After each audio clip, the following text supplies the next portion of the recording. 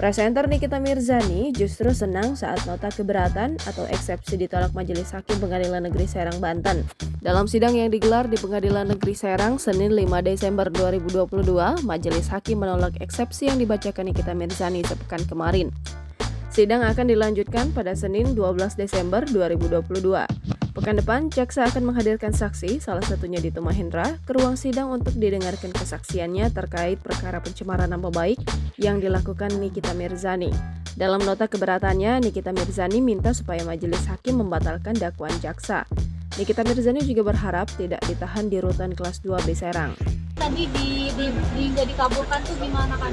Biasa aja lah, namanya kayak begini ya. Itu kan kalau dikabulin mah nanti jadinya aneh lagi, ya kan.